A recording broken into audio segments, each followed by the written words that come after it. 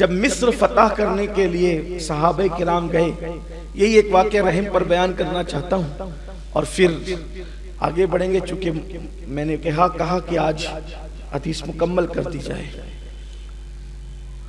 मिस्र फतह करने के लिए बहुत तवज्जो से सुनना और अल्लाह करे कि अल्लाह में अमल की तौफीक दे। सिर्फ दिल बहलाने के लिए मत सुनना, अमल की खातिर।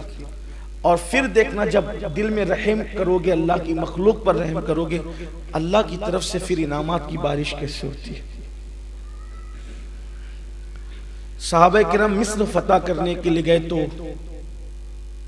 उनके जो कायद थे और सिपा सालार थे वो जनाबे अम्र इब्न आस रज़ी अल्लाह ताला थे। बड़े अजीम और जलीलुल क़द्र सहाबा में से ये, और अल्लाह ताला ने बड़ी ज़हानत दी थी। हुजूर के सियासतदान सहाबा में सरे फेरिस्त इनका नाम आता है अम्र इब्न आस। ये मिस्र के गवर्नर रहे, फारूक आजम के दौर में मिस्र के गवर्नर रहे। बहुत अल्लाह ने दानिशमंदी, होशियारी और चालाकी दी थी। तो जब मिस्र फतह करने के लिए गए तो वहां जंग के लिए खैमे लगाए गए, क्योंकि सिपा तो दिन में मैदान में जंग करेगी, रात के वक्त तो सिपाहियों को अपने खैमों में आराम करना आकर। तो सिपा सालार आजम का भी खैमा लगा था हजरत अम्र इब्न आस का। चूंकि वो जंग इतनी तवील हुई और इतने दिनों तक चली कि एक कबूतरी ने उस खैमे के अंदर अपना घोंसला बना दिया। अब घोंसला बना दिया तो उसने अंडे भी दे दिए उसमें। तो जब वो जंग खत्म हो गई और जंग जीत गए सहाबा, तो हुक्म हुआ कि अब अपने अपने खैमे उखाड़ लो और चलो। तो अम्र इब्न आस ने फरमाया कि सबके खैमे उखाड़ दिए जाएं, मेरा खैमा नहीं उखड़ेगा, इसलिए कि जितनी रकम इस खैमे पर मुसलमानों के माल की, बैतुल माल की लगी है, वो रकम मैं अदा कर देता हूँ, लेकिन ये खैमा यहीं रहने दो। लोगों ने पूछा क्यों? तो कहा कबूतरी ने अपना घोंसला बनाया है और अंडे दे दिए हैं, अब अगर खैमा उखाड़ोगे तो उसका घोंसला भी टूट जाएगा, इसलिए ये खैमा यहीं रहने जाए ताकि उसका घोंसला ना टूटे।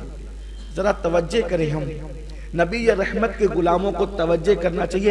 एक कबूतरी के घोंसले के लिए आपने जो है, एक कबूतरी के घोंसले के लिए आपने पूरा खैमा, उसकी रकम अदा की और उसको रहने दिया, और फिर वो छोड़ के चले गए। खुदा का करना ये अदा उनकी अल्लाह को इतनी पसंद आई कि जहां वो खैमा कबूतरी के लिए छोड़ा था, घोंसले के लिए, वहीं पर शहर बसा और उस शहर का नाम शहर खैमा रखा गया, खैमे के नाम पे रखा गया। आज भी वो शहर जो है वो आबाद है। ये रहम था कबूतरी। जब कबूतरी पर रहम का ये आलम है तो इंसानों पर रहम का आलम क्यों?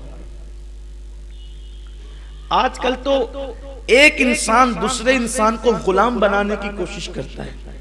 एक मर्तबा इन्हीं अम्र इब्न आस के बेटे ने किसी मुसलमान को मारा और ये कंप्लेन फारूक आजम तक आई, तो फारूक आजम का तारीखी जुमला था।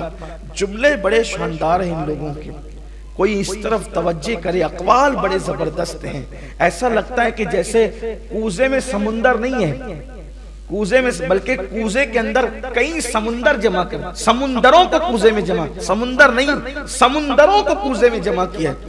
जिस वक्त हज़रत अम्र इब्न आस के बेटे ने किसी को मारा तो उस वक्त फारूक आजम ने कहा था, माओ ने अपने बच्चों को आजाद पैदा किया है, तुमने कब से गुलाम बना लिया। कोई मुसलमान किसी का गुलाम नहीं है, मुसलमान सब आपस में भाई भाई, इन्नमल मुमिनूना इख्वा। तो रहम करो अल्लाह की मखलूक पर, और जो अल्लाह की मखलूक पर रहम करे फिर उन बंदों की शान, इसलिए कि कभी कभी हजारों साल की नफिल इबादतें उस मकाम पर नहीं पहुंचाती जहां पर अल्लाह की मखलूक पर रहम करना पहुंचा देता है। जैसा कि वो मशहूर वाकया, वो नचनिया और रक्कासा जिसने कुत्ते को पानी पिलाया, रहम की अल्लाह की मखलूक पे बख्शी गई, और एक नेक औरत बिल्ली को बांध कर रखा, बिल्ली पे जुल्म किया, तो वो जहन्नम में। इसलिए अल्लाह की मखलूक पे रहम करो। तो मेरे आका सल्लल्लाहु अलैहि वसल्लम ने फरमाया कि अगर तुम चाहते हो कि अल्लाह तुम पे रहम करे तो अल्लाह की मखलूक पे रहम करो।